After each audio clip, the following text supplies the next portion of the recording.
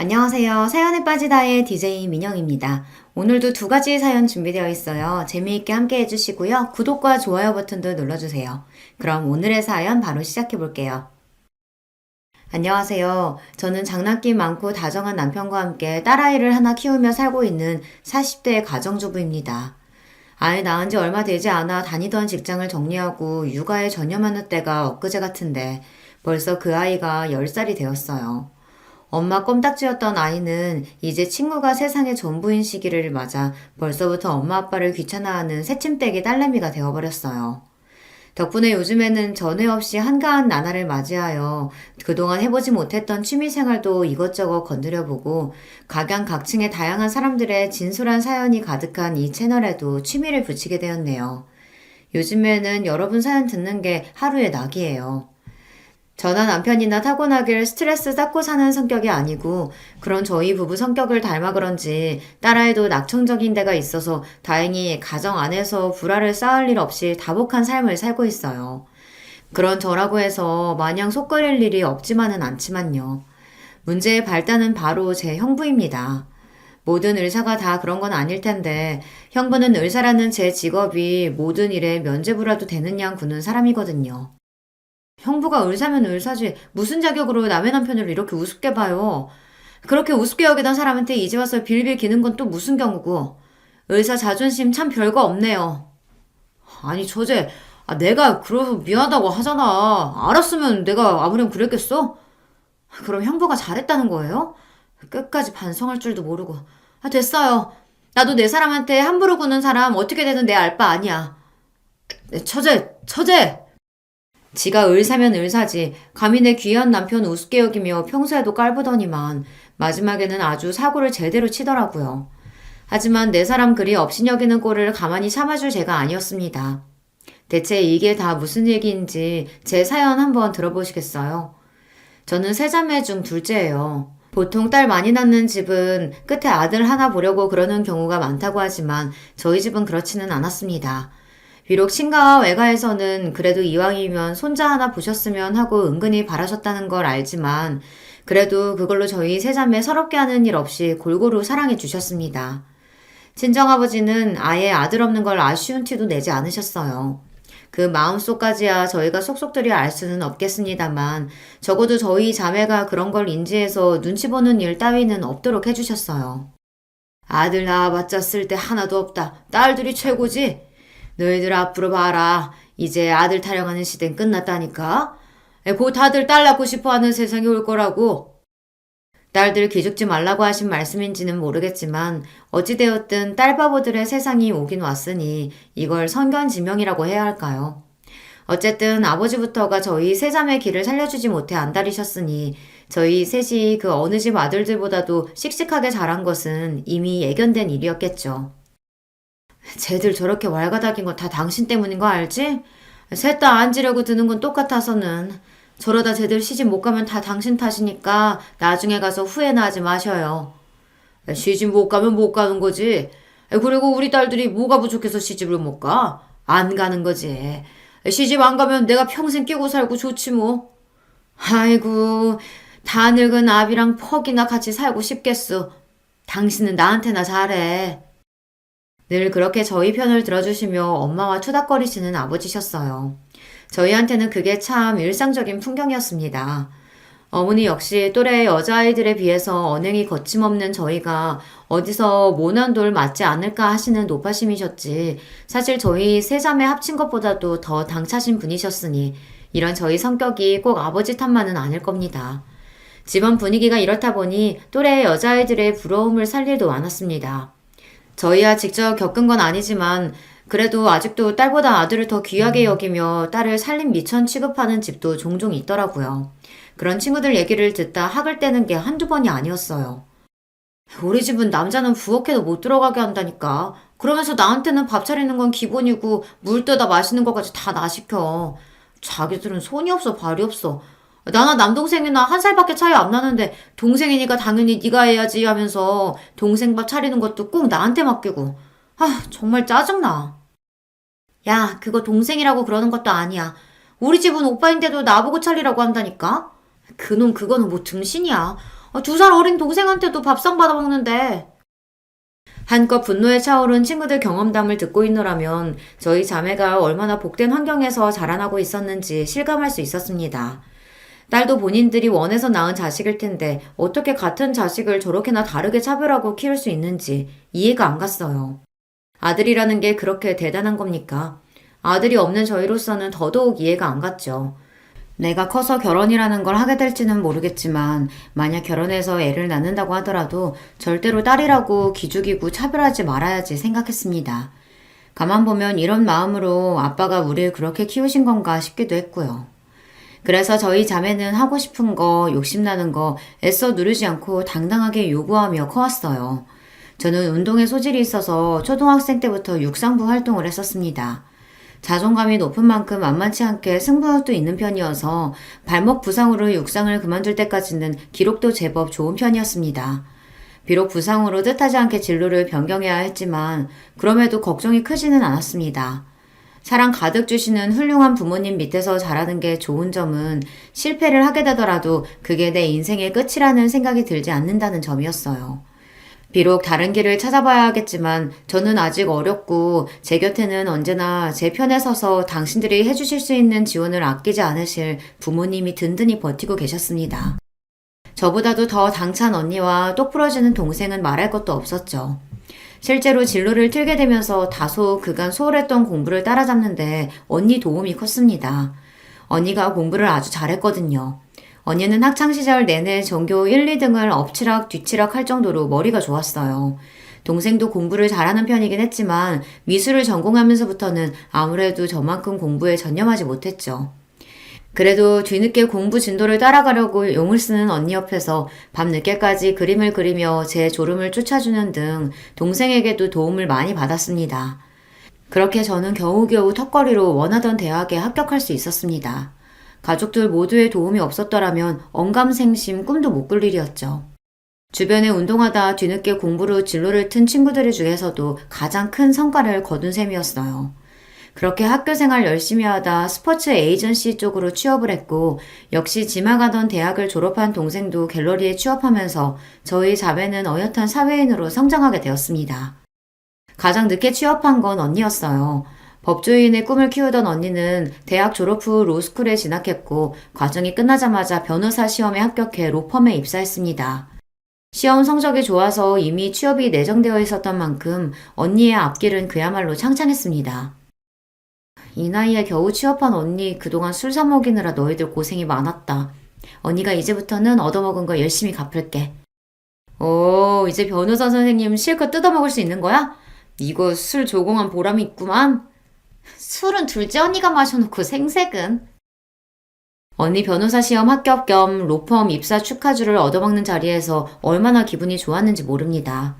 그동안 우리 언니 공부한다고 예쁜 옷도 잘 못 입고 연애도 제대로 못하고 그 고생을 했는데 앞으로 언니는 인생에 꽃길이 쫙 펼쳐졌다고 생각하니 얼마나 기쁘던죠. 저희 언니라서가 아니라 정말 어떤 남자가 와도 주기 아까운 사람이었어요. 그렇게 저희 세자매 나이가 어느덧 30대에 접어들게 되었습니다. 일찍이 결혼의 뜻이 없음을 밝힌 막내는 그렇다 치고 슬슬 엄마로부터 결혼 압박이 들어오기 시작했어요. 태영이 쟤야 결혼 안 하겠다는 소리 달고 사는 애니까 그렇다 치더라도 주영이랑 재영이는 생각 있으면 이제 슬슬 준비해야 하지 않겠어? 아예 안 갈 거면 또 몰라도 결혼 생각 있는 것 같으면 너무 늦어도 안 좋아. 일에는 다 때가 있는 거야. 출산도 너무 늦으면 너희들 몸고생스러워서 안 돼. 애들 나이 뭐 얼마나 됐다고 벌써 결혼을 닥달해. 알아서들 하겠지. 적당히 해. 당신 눈에야 애기들이지. 밖에 나가면 쟤들 관연한 처녀야. 쟤들도 이제 30 넘었는데 그게 적은 나이야 그럼? 자기는 20 간 넘은 나 낚아채 와서 장가든 주제 말도 잘한다. 아 우리 때랑 지금이야 감나무. 여전히 어머니한테는 맥을 못 추시는 아버지셨어요. 그럼에도 여전히 저희 자매들 기 살려주시느라 여념이 없는 아버지를 보고 있자면 늘 감사한 마음이었습니다. 어릴 적에도 알고야 있었지만 사회생활하면서 생각보다 성관념이 형편없는 남자들을 너무 흔하게 접하게 되었어요. 저희 아버지 사고방식이 얼마나 유연했는지 놀라울 지경이었습니다. 아버지 연세를 생각하면 더더욱 그랬죠. 저만 그렇게 생각한 건 아니었을 겁니다. 다들 사회생활 하면서 겪은 바가 있었으니까요. 나는 그런 놈들도 가정 꾸리고 사는 게 진짜 놀라울 지경이야. 도대체 얼마나 인내심이 끝내주는 여자들이면 저런 놈들을 견디고 사는 걸까? 그 꼴 보느니 속 편하게 혼자 사는 게 낫지. 뭐 동생 말도 틀린 건 아니라고 생각했습니다. 그렇게 살 바에야 혼자가 낫죠. 하지만 저는 동생처럼 비호는 아니었어요. 모자란 놈하고 하느니 안 하는 게 낫지만 좋은 사람 있으면 저희 어머니 아버지처럼 투닥거리며 사는 것도 재미있을 것 같아서요. 하면 좋고 아니면 말고 딱 그 정도였죠. 나야 그렇다 쳐도 언니들은 어때? 큰언니는 아직이지만 둘째 언니는 남자친구도 있잖아. 좋지. 아직 만난 지 얼마 안 됐으니 뭐라고 확신은 못해도 이 사람이면 결혼해도 재미있게 살 수 있지 않을까 싶기는 해. 언니는? 아직 연애 생각 없어? 이제 본 듯한 변호사님도 됐겠다. 주변에서 소개시켜주겠다고 꽤나 들쑤실 것 같은데. 글쎄, 아직 일도 손에 안 익기도 했고 아직은 별 생각이 안 드네. 결혼은 그렇다 치고 연애도? 아예 흥미 없어? 흥미가 없기보다는 뭐랄까. 잠시 생각에 잠긴 언니가 말했습니다. 난 내가 아까워. 그건 나도 동감. 저도 옆에서 같이 고개를 주걱거렸습니다. 아무렴요.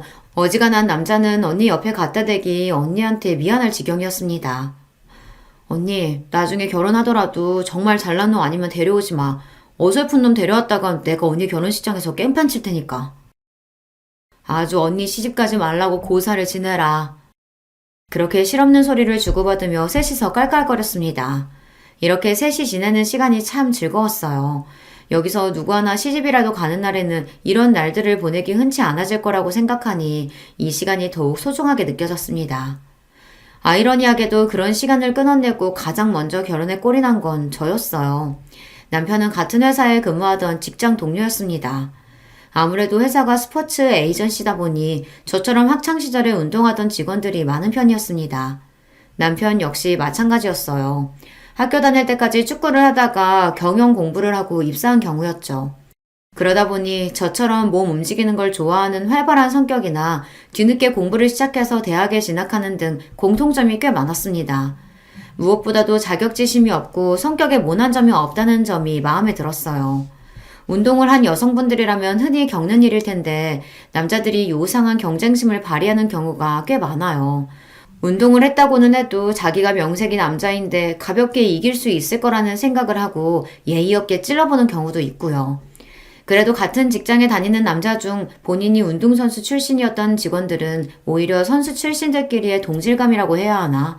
최소한의 존중은 하는 것 같은데 운동이라고는 제대로 해본 적 없는 남자들이 그런 게 더 심하더라고요. 재영씨 학교 다닐 때 육상했다며? 나도 달리기 꽤 했는데 몇 초 나왔어? 재영씨 무한하게 왜 그래? 그래도 우리가 남잔데 우리만큼 기록 나오긴 힘들지. 저들끼리 뭐가 그렇게 재미있는지 사람을 가운데다 두고 낄낄거리는 꼴이 우습지도 않았습니다.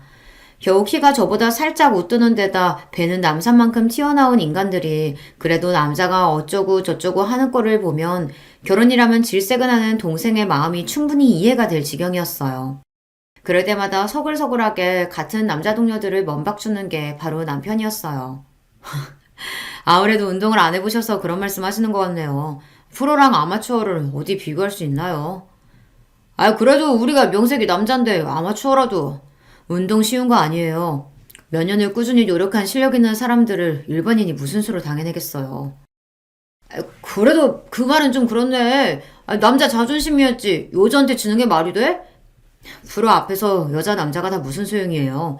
원래 자기가 안 해본 건 다 쉽게 생각하는 법이니까 그런 말씀하시는 것도 이해 안 가는 건 아니네요. 제 앞에서는 말 같지도 않은 소리를 주절주절 짓거리던 인간들도 웃는 낯으로 먹이는 남편 말에는 대꾸도 제대로 못하더라고요.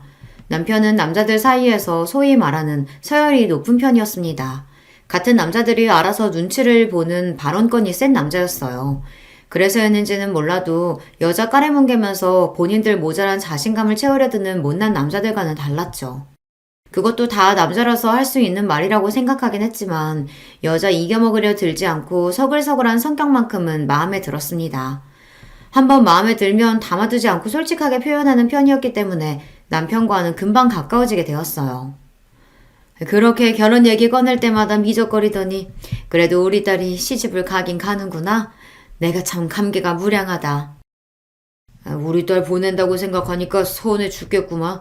감개가 무량하다니.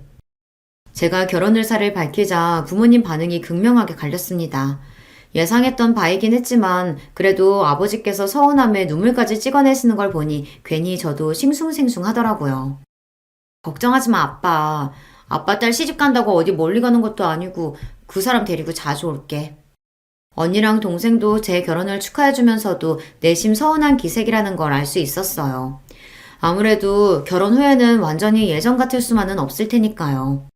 그런 만큼 함께 보내는 시간은 더욱 즐겁게 지내려고 노력했습니다. 아버지와 자매들을 기우와는 달리 결혼하고 나서 친정 문턱이 닳도록 뻔질나게 드나드는 저였습니다. 곁에는 남편이 함께였죠. 부침성이 있는 성격으로 저희 가족들과의 첫인사부터 호감을 산 남편은 결혼 후에는 저희 집안에 처음으로 들어온 사위 노릇을 톡톡히 했습니다.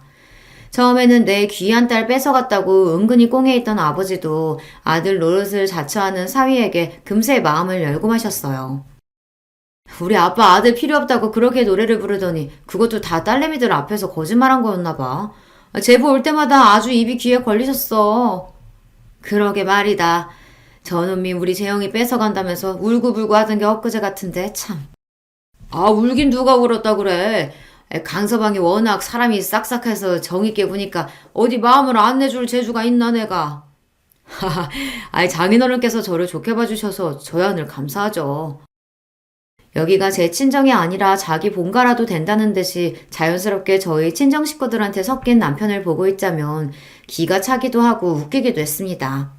아무렴 사이 나쁜 것보다야 저렇게 잘해주는 게 고마운 마음이었죠. 그렇게 남편이 저희 식구로 자연스레 스며드는 데는 오래 시간이 걸리지 않았어요. 결혼하고도 아이 생기기 전까지 연애할 때랑 다름없이 서로 짓궂게 장난도 쳐가며 참 재미나게 살았습니다. 저도 그렇지만 남편도 감정 상할 만한 일이 있더라도 그걸 길게 끄는 사람이 아니었기 때문에 큰 싸움이 날 일도 없었습니다. 가급적이면 그날 자리에 눕기 전에는 감정을 풀기 위해 노력하기도 했고 때문에 남편과 성격을 잘 맞춰가며 잘 지낼 수 있었어요. 그게 저희 친정 식구들이나 시댁 식구들 보기에 예뻐 보였는지 양가 어른들께서도 저희를 기특하게 봐주셨고요. 특히 언니는 저희 부부 사는 걸 보면서 생각이 많아진 모양이었습니다. 사실 나는 태영이랑 생각이 별반 다르지 않았었거든. 주변에 그렇게 괜찮은 남자도 없는 것 같았고. 근데 재영이 너 제부랑 사는 거 보면 결혼도 나쁘지 않겠다 싶어. 저렇게 성격 잘 맞는 사람이랑 복잡거리면서 사는 것도 재미있겠다 싶고. 언니가 결혼에 대해 긍정적으로 말한 건 그때가 처음이었습니다. 저야 결혼이 맞는 사람은 결혼을 하고 결혼을 원치 않는 사람은 안 하면 그만이라고 생각했지만 언니가 저렇게 생각을 돌린 김에 이왕이면 좀 제대로 된 남자가 나타나서 언니와 즐겁게 살아줬으면 하는 생각이 들었습니다. 생각이 없어서 그렇지 마음 돌리면 언니 주변에 남자야 차고 넘쳤습니다. 언니 조건이 워낙 좋잖아요. 한사코 거절할 때도 선자리가 그렇게 쏟아져 들어왔고 본인이 관심을 보이니 주말마다 언니 보고 선 한번 보자는 자리가 끊이질 않았습니다. 처음에는 자연스러운 만남을 추구한다는 주장을 하던 언니였지만 일할 때 말고는 바깥 출입도 잘 하지 않는 집순이였던 언니였어요. 어딜 나가야 자연스럽든 부자연스럽든 누굴 만나는 거 아닙니까? 아마 언니가 남자 만날 방법은 소개가 최선이었다는 걸 언니도 알고 있었을 거예요. 처음 몇 번 본 선상태들이 영 마음에 차지 않았던지 몇 마디 불평을 하고는 그 후로 별말을 않길래 그러다 마는 건가 싶었어요. 그래서 언니가 가족끼리 다 같이 식사하는 자리에서 결혼할 사람을 데려오겠다고 폭탄 선언을 하자 집안이 발칵 뒤집혔습니다. 갑자기? 누구 만난다는 소리도 안 했잖아. 언니 남자 있었어? 누군데? 어떤 사람인데 네가 결혼 얘기를 다 꺼내? 제대로 된 놈인 거 맞아? 확실히 잘 알아봤어? 가열된 분위기에 다들 질문 폭탄이 쏟아지자 남편이 겨우 저희 식구들을 진정시켰어요. 이윽고 장내가 조용해지자 언니가 입을 열었습니다. 선본 이후로 그쪽에서 계속 연락은 했는데 다시 보니까 또 괜찮은 것 같더라고. 조건도 나쁘지 않고. 네가 고른 남잔데 어련하겠어. 뭐 하는 남잔데? 의사예요. 지금은 대학병원에서 일하는데 곧 개원한다나? 직업이 문제가 아니라 사람이 중요하지, 사람이. 아빠 너무 흥분하지 마시고. 아무렴 똑부러지는 언니가 그런 것도 하긴 안 했을까. 말은 그렇게 하면서도 무슨 쇼핑 갔다 왔다는 것처럼 심드렁하게 자기 결혼 얘기를 하는 언니 모습이 좀 걱정이 되더라고요. 솔직히 무슨 바람이 불었나 싶기도 했어요. 언니가 어련히 알아서 하겠지만 그래도 가족이라고 내가 걱정이 돼서 형부 되실 분 어떤 분이신지 궁금하기도 하고. 무난해. 성격도 그렇고 조건도 그렇고. 사실 처음에는 같은 변호사를 만나는 게 직업적으로 많이 이해해줄 것 같기도 하고 그랬는데 남자 변호사들은 나한테 경쟁 심리를 느끼는 것 같더라고. 일하는 것만 해도 피곤한데 집에서까지 그러고 싶진 않고 무엇보다 나한테 잘해. 내 직업도 존중하고 결혼해도 최대한 지금 생활 유지하면서 살고 싶다는 말에도 이견이 없더라고.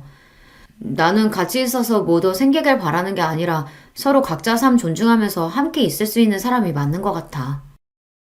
뭔가 불타오르는 사랑이 느껴지기보다는 서로 잘 맞는 파트너를 찾는 것 같은 느낌이었습니다. 정작 이렇게 말하는 저도 불같은 사랑을 해서 결혼했다기보다는 마음 잘 맞고 서로 장난 잘 받아주는 소꿉친구 같은 연애를 하고 결혼하기는 했습니다만 그래도 남편이 정말 좋지 않았다면 결혼까지는 안 했을 것 같더라고요. 가족들에게 마음 쓰는 것에 비해 연애할 때 남자에게 그 정도의 정성을 쏟지는 않는 언니 성정을 생각해 볼 때 제 걱정이 괜한 걱정은 아니었다고 생각합니다. 하지만 각자 결혼하는 이유야 다 다를 테니 언니의 결정에 딱히 뭐라고 할 말도 없었죠. 부디 언니가 말한 예비 형부가 그런 언니와 꼭 어울릴 수 있는 최적의 짝이기만을 바랬습니다. 결혼 전 친정에 인사를 하러 온 형부는 멀끔하고 번듯한 인상의 범생이 타입이었습니다. 얼굴이 허여멀건한 게 공부한다고 운동이랑은 담쌓고 살았을 게 뻔해 보였어요. 좀 깐깐해 보이기도 했고요. 한마디로 전형적인 엘리트 상이었습니다. 저랑 상성이 썩 맞는 유형은 아니긴 했어요. 아마 그건 남편도 매한가지였을 거예요. 하지만 어디 저희 생각이 중요한가요? 우리 언니한테 잘해주기만 하면 저희가 당연히 맞춰야 할 문제였습니다. 사람이 반듯하고 예의 바른 게 괜찮아 보이네. 직업도 좋고. 사람 한 번 봐서 어디 아나? 그 짧은 시간 동안 예의 못 지키면 그게 더 문제인 거지. 당신은 재영이 보낼 때도 그렇게 사윗감 색안경 끼고 봤었어. 이번에도 괜히 대도하는 태클 걸었다간 나 진짜 가만히 안 있어요. 내 귀한 딸 빼앗아간 도둑놈 레파토리를 사전에 차단당한 아버지 표정이 불만으로 가득했어요. 하지만 저 역시 현부 첫인상이 그리 나쁘지는 않았습니다. 제 성격이랑 맞고 안 맞고는 둘째 문제고 학자 타입인 언니랑은 잘 어울릴 것 같았거든요. 두 사람 모두 결혼 정년기를 살짝 지난 탓에 양가에서 결혼을 서둘러 진행했습니다. 저희 집도 저희 집이었지만 언니 시댁들 집에서 결혼을 밀어붙이는 기세가 대단했어요. 하긴 우리 언니가 조건이 빠져 외모가 빠져 저희 언니라서가 아니라 그 또래 아들 가진 집이라면 누구나 탐낼 만한 1등 신부감이었으니 무리도 아니라고 생각했어요. 그렇게 결혼 선언을 한 지 채 넉 달도 되지 않아 언니는 제 뒤를 이어 유부녀 대열에 합류하게 되었습니다. 결혼하고도 최대한 지금의 생활을 유지하고 싶다는 언니 말처럼 결혼하고도 언니는 자주 친정을 찾았습니다. 하지만 결혼 후 친정 나들이에 거의 매번 남편과 동행했던 저와는 달리 형부 얼굴은 좀처럼 보기 어려웠습니다. 그 사람 병원 일만으로도 바쁘고 솔직히 친정 오는데 그 사람 달고 오는 거 너무 불편해. 니들이랑 하고 싶은 얘기도 제대로 못할 텐데. 그리고 그 사람 여기 달고 오면 나도 그 사람 원할 때 시댁 가야 할 거 아냐. 사람이 가는 게 있으면 오는 게 있는 건데 각자 집은 가급적이면 각자 전담하기로 했어. 뭐 실용적인 이야기긴 한데 사람 사는 게 꼭 그렇게 돌아가는 것만은 아니잖아요. 결혼을 했음에도 불구하고 신혼집으로 이사 나갔다는 것 제외하고는 별로 결혼한 티가 나지 않는 언니였어요. 언니가 원한다는 결혼 생활이라는 게 이런 거라고 하니 제가 할 말이 있는 건 아니었지만 그래도 혹시나 형부와 대면대면하게 지내는 건 아닌가 싶기도 했죠. 가만 보면 자매들끼리 워낙 사이가 좋아서 그런가. 자기도 참 언니 걱정 많이 해. 처형 똑똑하잖아. 알아서 잘할 거야. 알지. 믿지. 믿는데. 그래도 이제 결혼해서 한 식구 됐는데 형부를 너무 자주 못 봐서 그런가. 괜히 걱정스럽고 그랬던 거지 뭐. 부부 일은 자기들 말고는 원래 잘 모르는 거야. 전 걱정되면 다음에 형님 오시면 내가 가까워질 수 있도록 더 노력해 볼게. 늘 그렇듯 먼저 예쁜 짓을 하는 남편이었습니다. 아무래도 아직 아버지는 갓 식구가 된 큰 사이에게 마음을 다 열지 않으신 듯하고 워낙에 여자 기운이 센 집안이다 보니 새 식구 입장에서는 부담스러울 수도 있지 않을까 싶기도 했어요. 같은 사위 입장이면 좀 더 쉽게 가까워질 수 있지 않을까 하는 기대도 있었고요. 무엇보다 남자들 사이에서는 항상 인기가 많은 남편이었습니다. 사람 하나 사귀는 건 일도 아닌 사람이니 친정 분위기가 좀 더 매끄러지지 않을까 싶었어요. 그러고 얼마 지나지 않아 친정 아버지 생신이 되었습니다. 언니 결혼하고 나서는 처음 맞는 친정 행사인 셈이었죠. 늘 병원 일로 바쁘다는 형부도 그날만큼은 친정을 찾았어요. 결혼한 이후 형부가 친정에 이렇게 오래 머문 것도 처음이었습니다. 아직 낯설어서 그런지 약간 무안한 얼굴을 하고 자리를 지키는 형부가 좀 안쓰러워 보이기도 했습니다. 딱 봐도 변죽이 좋은 사람은 절대 아니었어요. 제가 옆구리를 찌르기도 전에 남편이 형부 옆에 착 붙어 앉았습니다.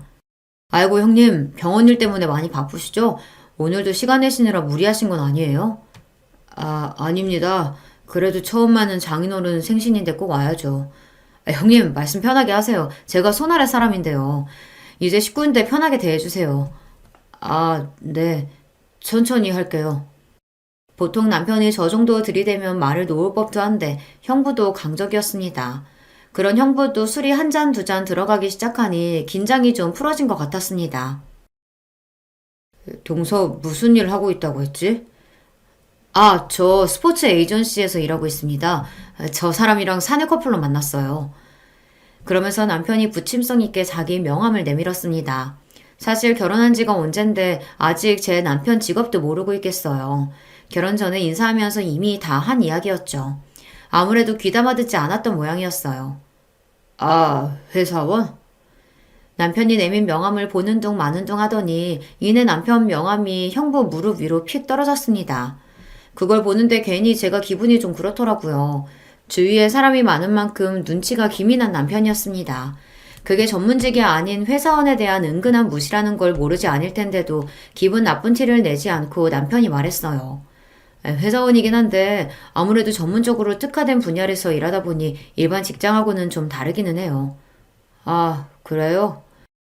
별 관심 없다는 태도가 무례하게 느껴졌습니다.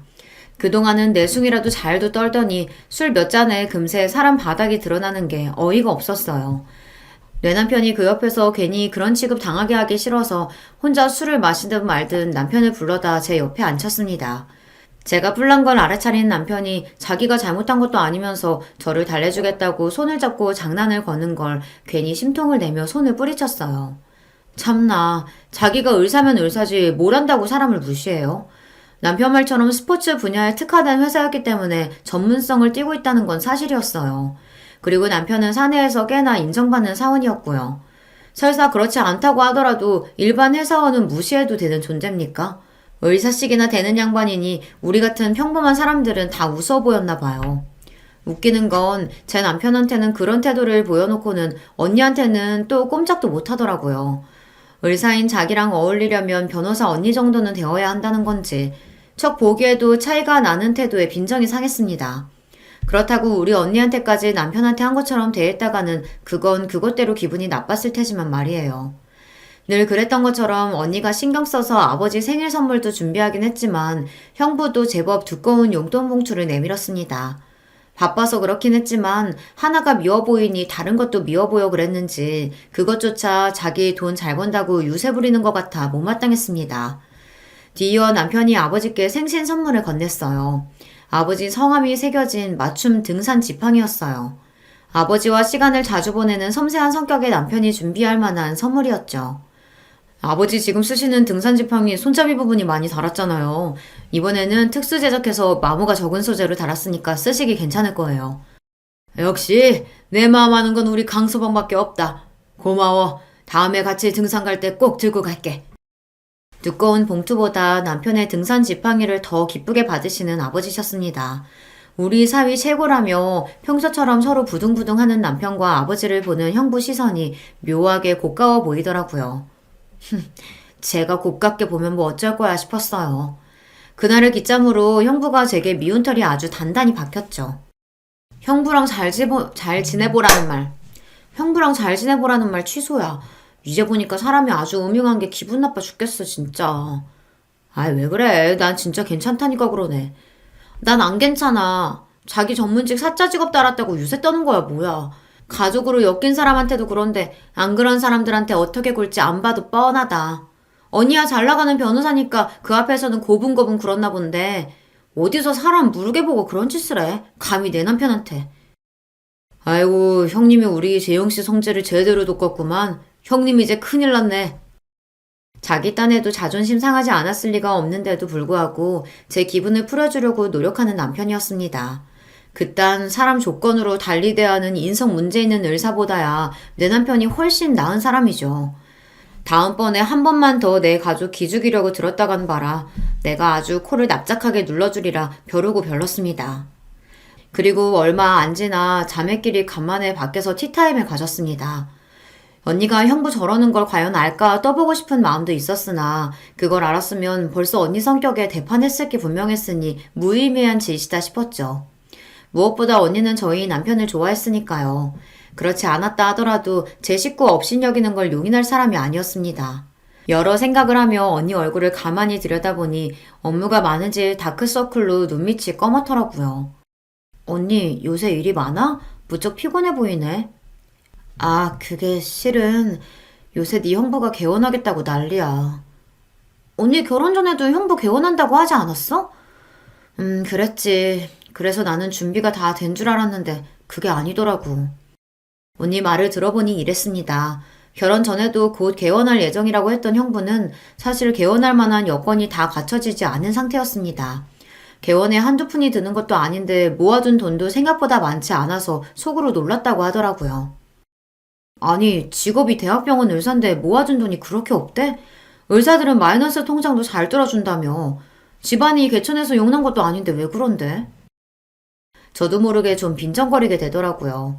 그렇게 내 남편 깔보면서 우습게 보더니 의사라고 대단할 것도 없네 싶은 생각이 저도 모르게 들었나 봅니다. 그런 제 말에 언니가 한숨을 푹 쉬더니 대꾸했습니다. 시아버지 사업하시는데 급하게 막을 게 있어서 빌려드렸다고 하더라고. 말이 빌려드린 거지 아들 자식 지금까지 키워서 의사 만들어놨는데 그 정도는 받아야 되는 거 아닌가 생각하시는 눈치야. 못 받을 것처럼 얘기하는 걸 보니 본인도 딱히 돌려받을 생각도 없는 것 같고. 그럼 개원 못해? 그렇지. 그러면 개원 생각을 접어야 맞는 거지. 그런데 개원을 하겠대. 무슨 돈으로? 설마 언니한테 그 돈 해달라는 거 아니지? 동생 말에 언니 표정이 굳어졌습니다. 이놈이 언니 같은 여자 데려가서 호강은 못 시켜줄 망정 자기 마누라 돈 뜯어서 제 병원 차릴 생각을 해요. 저도 모르게 흥분해서 소리쳤습니다. 언니, 행여나 돈 줄 생각 하지도 마. 결혼할 때 각자 영역 확실히 지켜주기로 해놓고 개원해달라니. 무슨 언니한테 병원 맡겨놨어? 네 언니 물렁뼈 아니다. 대놓고 그렇게 요구하지는 못하는데 내가 대놓고 나 그런 거 못해준다고 딱 못 박았어. 내가 못해준다는데 뭘 어쩔 거야. 맞습니다. 언니가 아니라면 그건 정말 아닌 거였어요. 언니가 순순히 당하고 있을 성격이 아니라는 걸 알면서도 괘씸한 마음은 가시질 않더라고요. 이러려고 능력 있는 변호사 언니 앞에서 설설 기는 건가 싶은 삐딱한 마음도 들었습니다. 집에 돌아와서 남편에게 그 이야기를 했더니 남편도 황당해 하더라고요. 왜 안 그렇겠어요. 언니가 뭐가 아쉬워서 남편 병원까지 해줘가며 결혼 생활을 유지해야 해요. 선볼 때 언니의 변호사 사무실 내주겠다고 한 번만 만나달라던 남자가 한둘이 아니었던 언니인데요. 생각하면 할수록 마음에 안 들었습니다. 재영아, 네 형부 네 언니한테 혹시 병원 해달라고 한다냐? 생각지도 못하게 훅 들어온 질문에 흠칫했습니다. 언니가 말했을 리는 없고 아무래도 동생이 슬쩍 아버지께 흘린 모양이었어요. 언니는 우리 집안 자랑이었습니다. 그런 자랑스러운 언니를 감히 물주 취급한 형부한테 동생이라고 감정이 좋을 리가 없었습니다. 가뜩이나 아직 큰 사이에게 마음을 열어주지 않은 아버지한테 저런 말을 전한 건 명백히 의도가 있는 행동이었으니까요. 내가 처음부터 정이 안 가더라니 우리 귀한 딸 데려가 놓고 그런 소리래? 자기가 의사니까 뭐 옛날처럼 열쇠 3개라도 받아내겠다는 거야 뭐야. 제 놈이 의사면 우리 딸은 잘 나가는 변호사인데 우리 주영이 모셔가겠다는 놈이 얼만데? 감히 내 딸에 그런 취급을 해? 의사라고 좀 잘 나가나 했더니 제 능력으로 개원도 못하는 놈이. 단단히 화가 나신 아버지셨어요. 아버지가 저렇게 화가 나셨는데 어머니라고 모르실 리가 없으셨습니다. 언니 속 시끄러울까봐 본인까지 거들지 않으시는 거였겠죠. 하지만 친정 내에서 형부에 대한 여론이 완전히 바뀌어버렸다는 것만큼은 부정할 수 없었습니다. 언니가 의사를 분명히 했음에도 불구하고 아직 완전히 포기한 건 아닌지 답지 않게 형부가 부쩍 자주 언니를 따라 친정에 나타나더라고요. 물론 이제 형부를 두 팔 벌려 환영하는 사람은 더는 남아있지 않았지만 말입니다. 평소 친정 식구들 눈치를 잘 보던 형부가 자신을 대하는 처가 식구들 태도가 미묘하다는 걸 알아차리지 못할 리 없었을 거예요. 몇 번 따라오는 신용하는 것도 오래 가지 않고 곧 다시 친정의 발걸음을 끊었으니까요. 속이 훤히 들여다보이는 태도에 친정 식구들의 형부에 대한 실망감은 더더욱 커졌습니다. 다들 걱정하지 마. 나 그렇게 물은 사람 아닌 거 알면서 그래. 너야 잘하겠지만 애초에 이런 상황 만든 것 자체가 마음에 안 들어 그렇지. 다른 식구들 마음도 딱 그랬을 거예요. 우리 다들 그렇게 생각했지만 특히나 아버지 눈초리는 더더욱 곱지 않았어요. 친정 식구들 중에도 아버지 눈치를 가장 많이 보는 형부였으니 친정에 머무는 게 가시방석이었겠죠. 그렇게 개원은 물 건너갔나 했는데 얼마 지나지 않아 형부에게서 곧 개원한다는 연락을 받게 되었어요. 대번에 결국 언니가 뜻을 굽혔나 싶어 퍼뜩 언니에게 전화를 했습니다. 언니, 결국 형부 병원 해주기로 한 거야? 고세를 못 참고 개원 소리 했다니? 아니야, 내가 미쳤다고? 그 개원하는데 도움 줄 만한 인맥들 좀 소개해주긴 했지. 직접적인 도움을 준 건 아니더라도 언니도 꽤나 시달린 모양이었습니다. 아니었으면 얄짤없는 성격의 언니가 그런 우회적인 노력까지 해가며 속을 끓이지는 않았을 테니까요.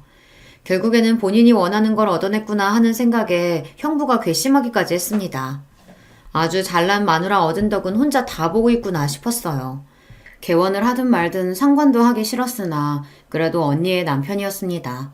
마지못해 혼자 후딱 갔다 얼굴 도장만 찍고 나올 생각이었는데 정장 차림의 남편이 슬슬 따라오더라고요. 갈 거 없다니까. 나도 얼굴만 비추고 곧장 나올 거야. 모르면 모를까. 그래도 좋은 일인데 한 식구가 돼서 가보지도 않는 건 좀 그렇지. 뭐 예쁘다고 축하식이나 해줘. 정작 형부는 우리 같은 사람 가족으로 생각하지도 않을 텐데. 속상한 마음에 소리를 빽 질렀으나 그저 허허 웃는 남편이었습니다. 웃는 낯이지만 남편 고집도 보통이 아니기에 남편을 말릴 수 없다고 생각하니 더 속이 상했어요. 그렇게 이미 출발 전부터 마음이 상한 채로 형부의 병원에 다다랐습니다. 아직 이른 시간이었는데 술판이 벌어졌는지 형부 얼굴이 얼큰해져 있었습니다. 그 옆에서 본인 남편을 한심하게 쳐다보는 언니 얼굴에서 그간 적지 않게 시달렸을 피로감이 느껴졌습니다. 처제도 왔네, 처제. 나도 이제 병원장이야. 이제 언니 어디 가서 사모님 소리 듣게 됐으니까 처제도 좋지? 제가 좋을 게 뭐가 있어요. 다른 데도 아니고 병원에서 술 냄새를 풀풀 풍기는 꼴을 보자니 어이가 없더라고요. 저 뒤쪽에 저희 친정 부모님도 도착해서 슬슬 올라오시는 게 보였습니다. 그때였습니다. 제 남편을 발견한 형부가 남편 얼굴에 떡하니 손가락질을 하더니 쩌렁쩌렁 소리를 쳤습니다. 너도 왔냐? 나 병원 차렸다니까 뭐 좀 떨어질까 싶어 왔어? 이 인간이 미쳤나 싶었습니다. 곁에 있던 언니도 자기가 제대로 들은 게 맞나 의심스러운 표정으로 제 남편을 경악한 눈으로 쳐다보았어요. 형부놈은 뭐가 그렇게 신이 나는지 제 남편 앞에서 실실 웃으며 비꼬기를 멈추지 않았습니다. 사나이가 태어났으면 한 번쯤은 이렇게 살아봐야지. 그동안 별것도 아니면서 어지간히 설치고 다니더니 어떠냐? 이게 바로 성공의 맛이라는 거야. 내가 저 사람이랑 결혼해서 엮인 것만 아니었으면 너 같은 일반 회사원, 평사원, 나부랭이 어울릴 급이 아니라고. 사위라고 딱 둘이는 거 이 모양이라니. 내가 얼마나 기가 차는 줄 아냐? 남자가 능력이 있어야지. 이건 뭐 능력도 없고 패기도 없고. 장인어른도 이런 놈이 뭐가 그렇게 좋다고. 넌 우리 집안 수치야, 수치. 미쳤어요 진짜?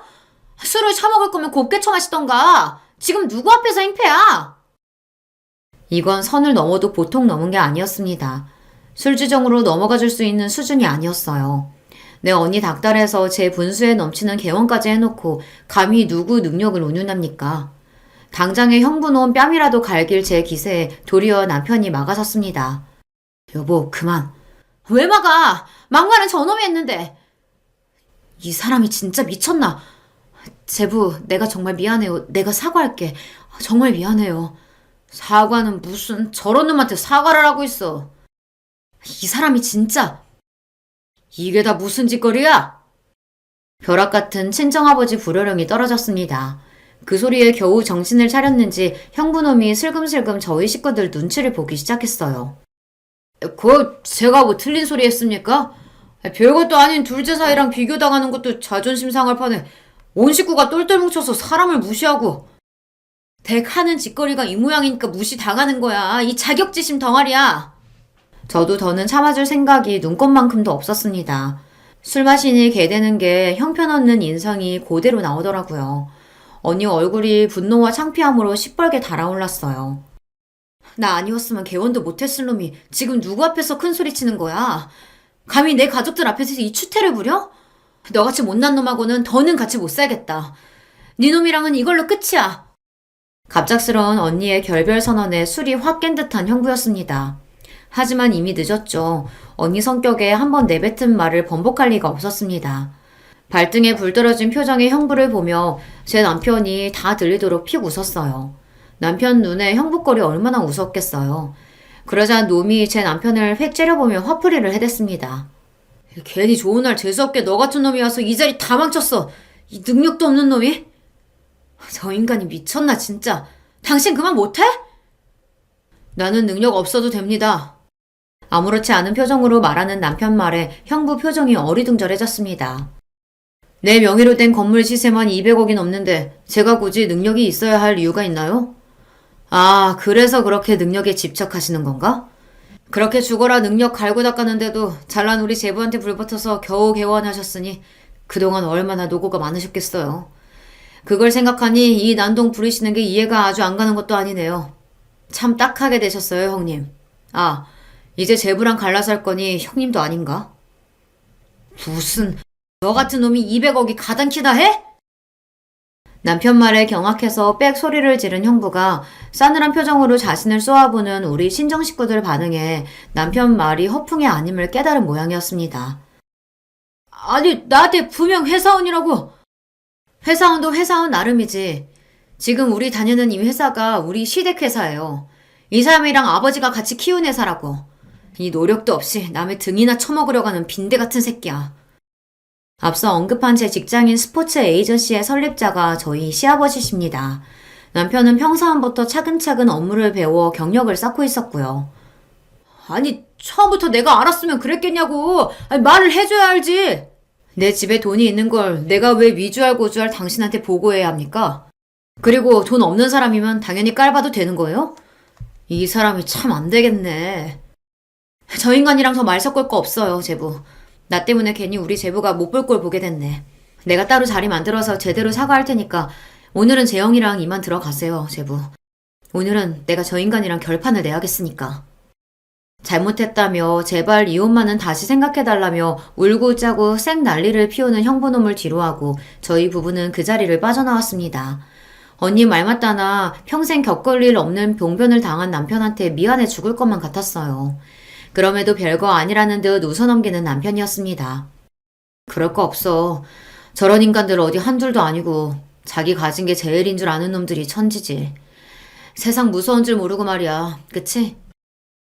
세상 무서운 줄 모르던 형부놈의 업보는 이제부터 시작이었습니다.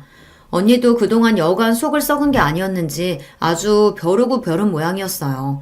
저희 언니 직업이 뭔지 아시죠? 언니는 본인 인맥을 총동원해서 아주 무시무시한 이혼 소송단을 꾸렸습니다. 자력으로 제 병원 열 능력도 없는 일개 의사가 감당할 수 있는 수준이 아니었죠. 언니 인맥으로 개원에 도움을 줬던 사람들도 이혼 소식에 다들 발을 빼는 바람에 당장 형부가 막아야 할 빚이 막대했습니다.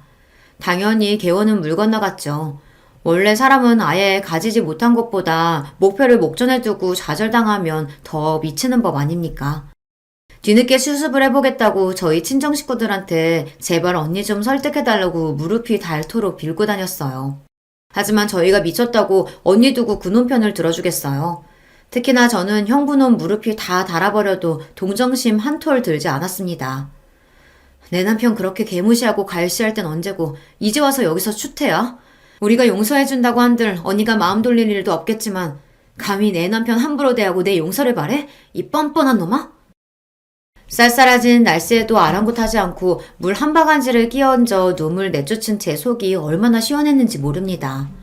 남편도 굳이 말리지 않고 그 광경을 구경했어요. 이제 속이 좀 후련해? 살짝 풀리는 것도 같네. 뺨까지 한 대 올려 붙여줬으면 금상첨화였을 텐데.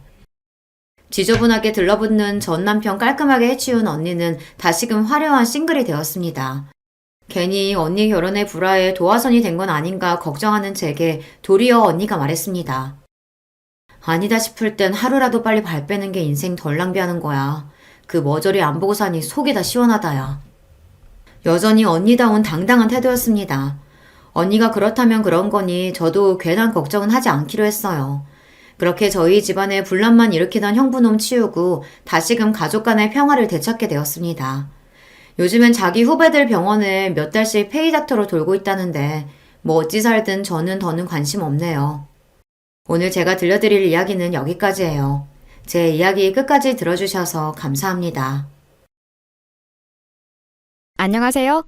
저는 우리나라 말에 정말 다채로운 표현이 많다고 생각하는데 그 중에서도 콩깍지가 씌었다는 표현이 신기하다고 생각해요. 이성에게 홀딱 빠져서 똥인지 된장인지 물불 못 가리는 상태를 어쩜 그렇게 표현을 잘했을까 싶어요. 네, 제가 바로 헛된 콩깍지가 씌었던 사람입니다. 저는 3남매 집안의 장녀고요. 밑으로만 남동생들만 있어요. 철이 든 시절 이후로는 제가 동생들을 꽉 잡고 살았습니다. 아들들에게 밀려서 차별당하고 서럽게 큰 딸, 이런 건 저에게 해당이 안 됐어요. 저는 어렸을 때부터 기질 자체가 무척 씩씩한 아이였거든요. 단지 장녀의 책임감 같은 건 저도 해당이 되더군요. 저부터 모범을 보이고 잘해야 부모님이 힘들지 않으실 거라는 투철한 효심이 있었습니다. 나약한 소리는 옛날부터 할 줄은 몰랐고요. 군말 없이 해내는 스타일이었어요. 동생들은 이런 저를 질투하면서도 인정해왔고요. 저 같은 여자가 만날 남자 어떤 유형일 것 같으신가요? 적어도 저보다 잘난 남자, 능력 있고 책임감 넘치고 그런 남자를 저 같은 여자가 만날 것만 같으시죠? 남편은 슬프게도 한량에 가까웠어요. 어쩌다가 코가 꿰었는지는 묻지 말아주세요. 콩깍지가 씌었다는 말로 모든 걸 설명할 수 있으니까요. 제가 결혼하겠다고 하니까 부모님은 굉장히 당황스러워 하시면서도 차마 사위감이 별로다라는 말을 입 밖으로 못 내셔서 입술만 움찔움찔 하셨어요. 저는 그걸 눈치챘음에도 괜히 모른 척 했었죠. 그래. 우리 노우리가 어련히 알아서 자기 신랑감을 잘 골랐을까? 그렇지 여보? 우리는 그냥 믿고 응원해주면 되는 것 같지?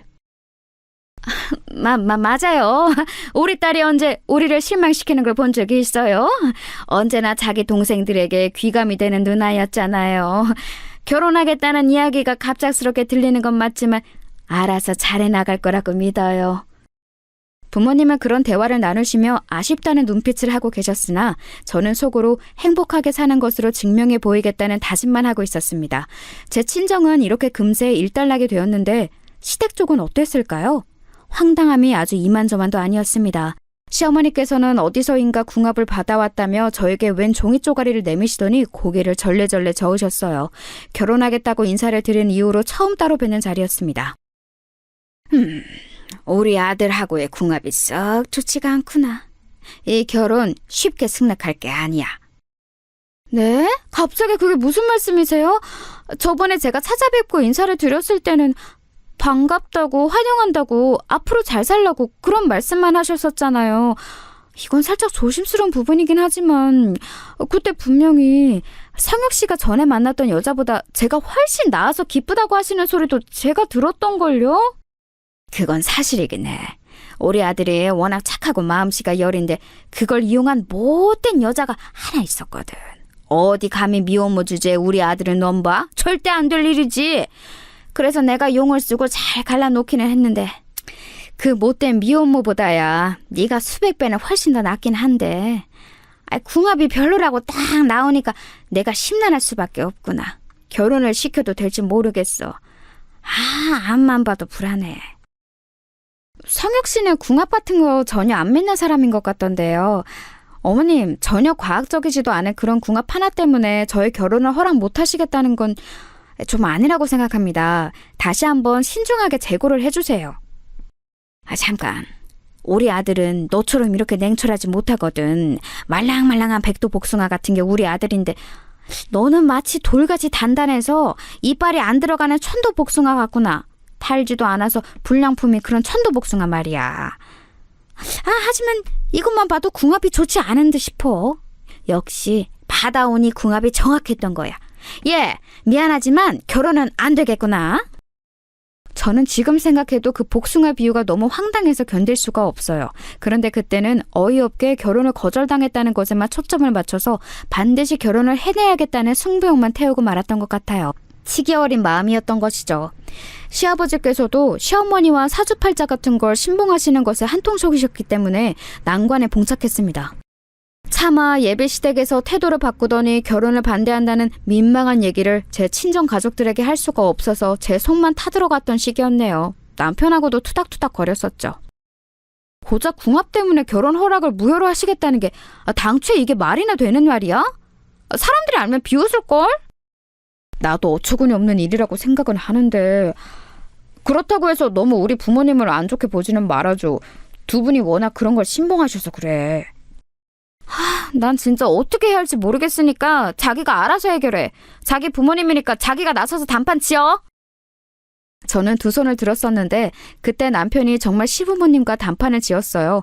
도대체 무슨 대화가 오갔는지는 모르겠지만 남편이 며칠에 걸쳐서 시부모님을 설득해냈습니다.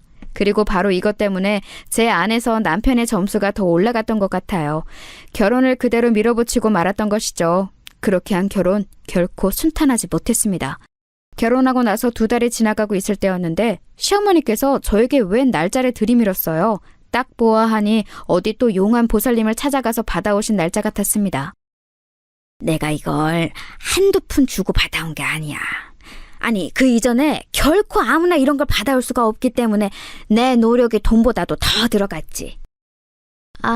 그러세요?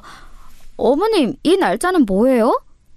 혹시 저희 부부가 여행 가기에 좋은 길이라고 하던가요? 아니면 가족 모임 날짜예요? 그런 것을 전혀 믿지 않는 제가 애써 표정 관리를 하면서 물었을 때도 상상을 못했습니다. 설마 그런 날짜일 줄은 몰랐어요. 저는 시어머니의 대답을 듣고는 하마터면 기절할 뻔했네요. 너는 안 그렇게 보여서는 은근히 눈치가 맹한 편이구나. 신혼부부에게 들고 온 게 무슨 날짜겠니? 상상력이 그렇게 없어? 바로 부부 관계일이야.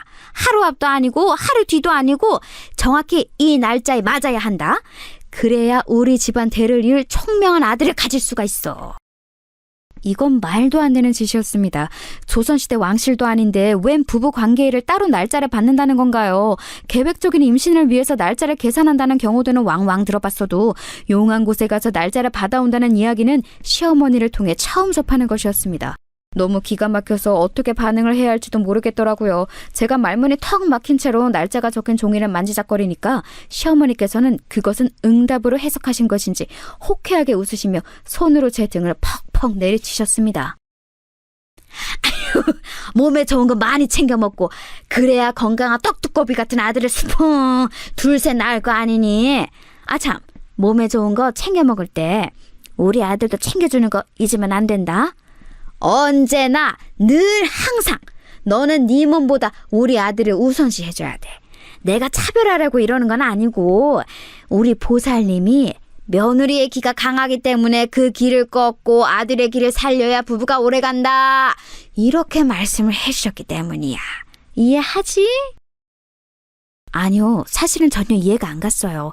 그런데 결혼생활 초장부터 설왕설래를 길게 하고 싶지 않아서 그저 어색하게 웃으며 시어머니와의 그 대화를 얼른 끝냈을 뿐이에요. 그런데 시어머니께서 며칠 뒤 제가 시댁에 방문했을 때 시아버지께서 계시는 자리에서 또 그 이야기를 꺼내시는 바람에 제 얼굴이 화끈거렸죠.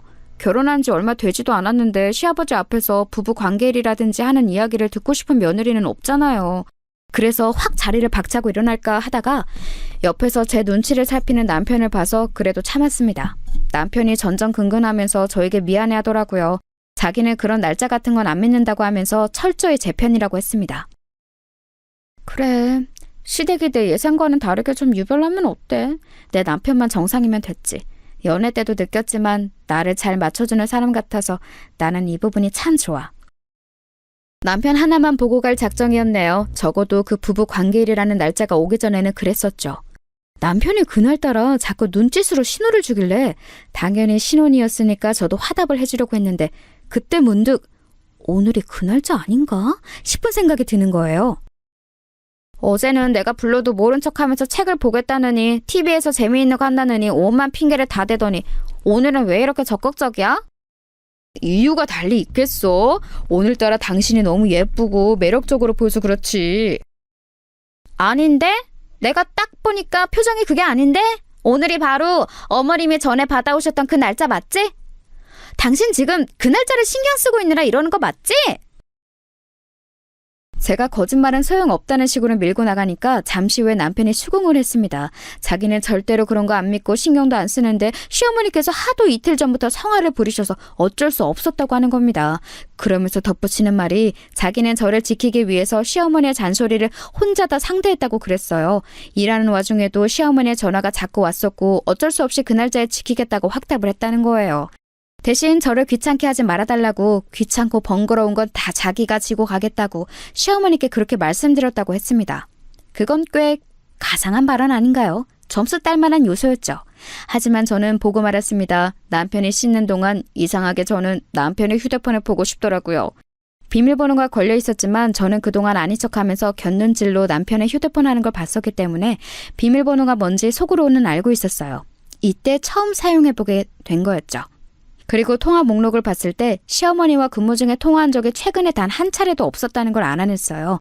끽해야 문자만 몇 통 주고받았던데 그마저도 시어머니께서 안부를 물으시거나 잔소리를 하시는 것에 대해 남편이 굉장히 귀찮다는 듯 단답으로 쳐낸 게 다였어요.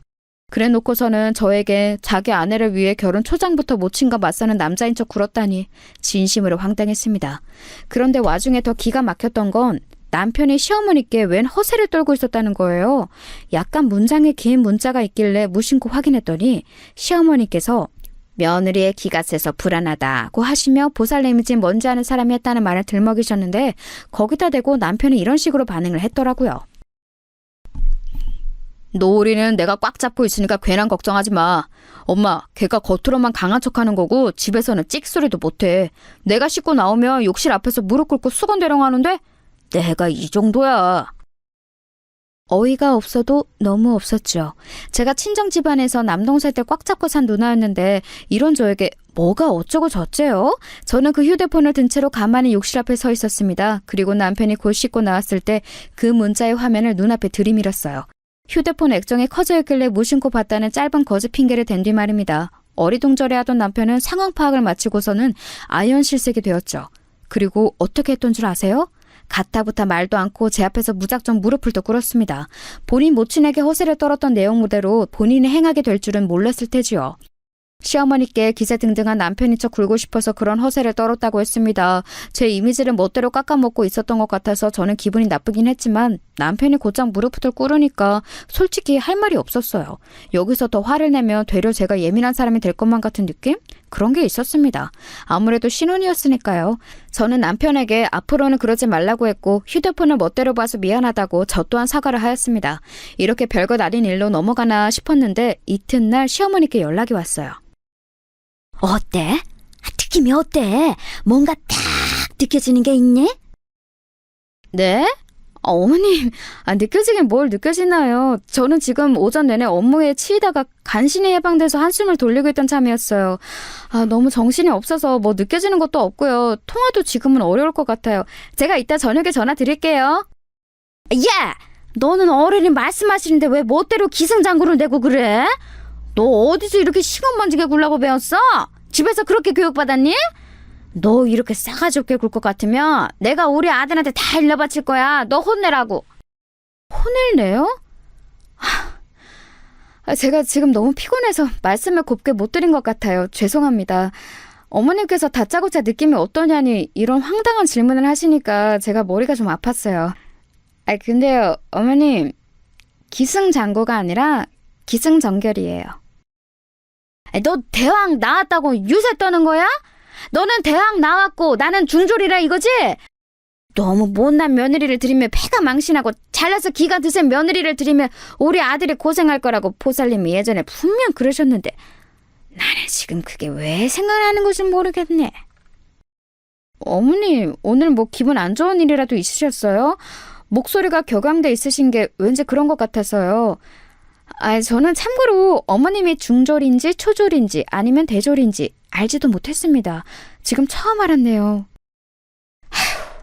내 속 터지게 하는 망할 딸년 때문에 이러는 거지 뭐. 에이, 아니다. 너한테 이런 얘기 해봤자 뭘 하겠니. 아무튼 어제가 아주 중요한 날짜였잖아. 귀하게 받아온 날짜인데 혹시 뭐 느껴지는 게 없느냐 이 말이야. 범상치 않은 아이를 임신할 때면 아주 처음부터 몸에서 느껴지는 기운 같은 게 있다던데. 너는 뭐 느껴지는 게 없니? 응? 립스틱을 고쳐 바른 직후였다는 것도 있고 저도 모르게 그때 입술을 아주 꽉 꿰물었답니다. 저는 살면서 시어머니의 황당한 논리를 간접적으로나마 경험해 본 적이 없는 사람이었어요. 주변에 있는 종교인들이라곤 교회와 성당을 다니는 사람들 뿐이었으니까요. 그런데 득달같이 전화를 하셔서는 임신의 기운이라느니 앞으로 부족을 받아오겠다느니 그런 말씀을 하시는 시어머니를 마주하니까 속된 말로 환장해서 돌아가실 것만 같았습니다.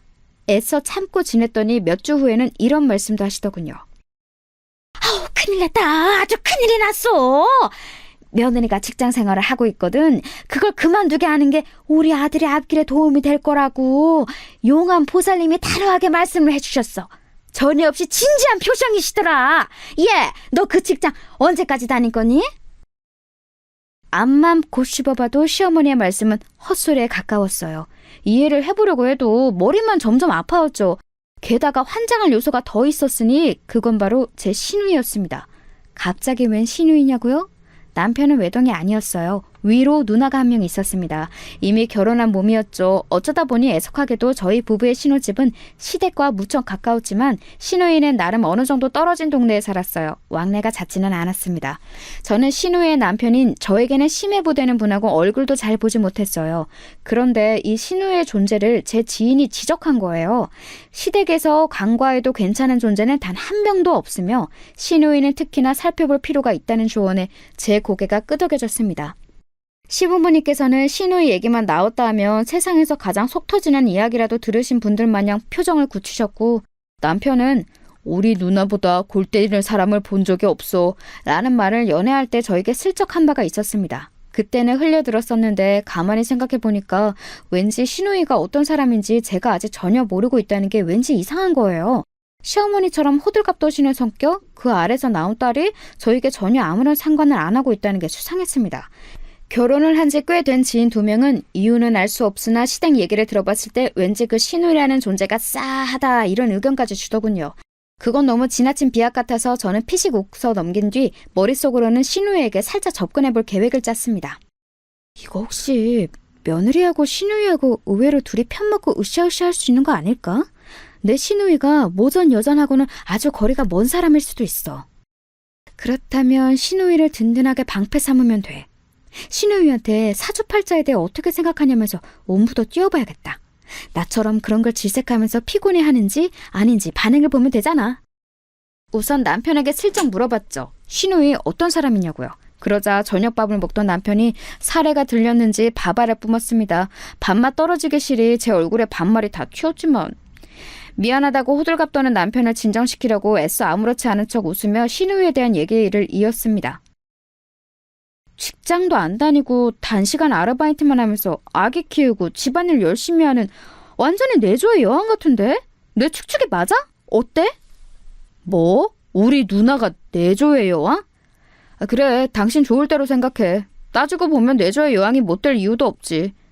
그런데 나는 아무튼 당신은 우리 누나하고 가까워지지 않았으면 좋겠어. 나한테는 친누나지만 당신에게는 시누이잖아.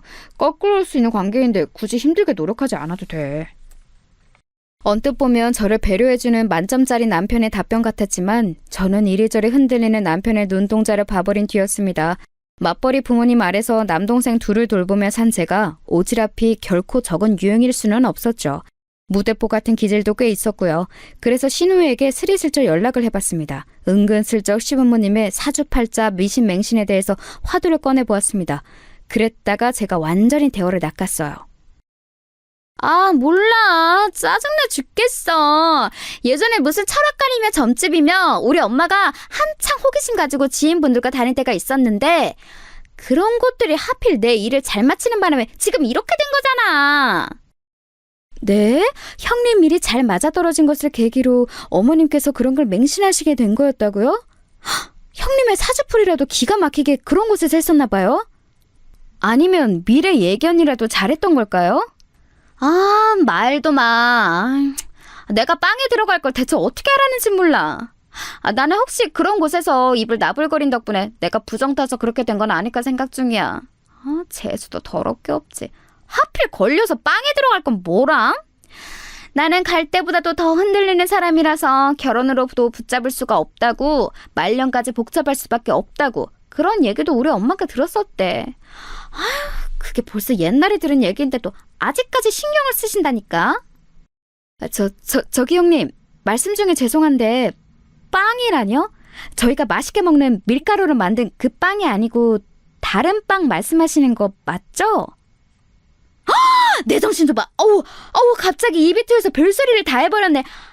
이렇게 될까봐 나보고 이딴 소 철저히 하고 올케하고 친해지지 말라고 다들 그랬던 건데 큰일 났다. 올케, 나한테 아무 소리 못 들은 걸로 해주면 안 될까?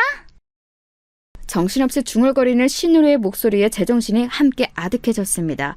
어떻게 그걸 못 들은 걸로 할 수 있겠나요? 어느 정도의 수위여야 협의가 가능하죠. 그런데 빵이라뇨. 그건 감방, 즉 감옥을 뜻하는 것이었습니다. 제 신우이라는 사람이 감옥에 다녀온 범죄자였다니 상상도 못했던 이야기여서 헛웃음이 막 흘러나왔네요. 시부모님과 남편은 물론이고 기타 친척들까지 죄다 이 사실을 알고 있었지만 아무도 저에게 알려주지 않았다는 것에 묘한 배신감도 들었습니다. 즉시 남편을 족쳤죠.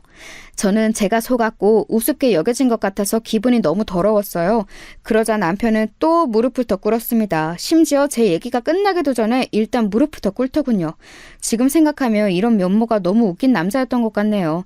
저는 이 남자처럼 무릎이 잘 꺾이는 사람은 보지를 못했습니다. 하지만 당시에는 무릎을 꿇으며 제 마음이 좀 약해졌던 것 같아요. 솔직히 살면서 무릎 꿇으며 용서를 비는 사람을 마주할 일이 몇 번이나 있겠어요? 평생 그런 경험을 못 해보는 사람이 훨씬 많을 거라고 생각해요. 그러니 제가 남편의 앞에서 화가 좀 수그러졌죠. 미안해.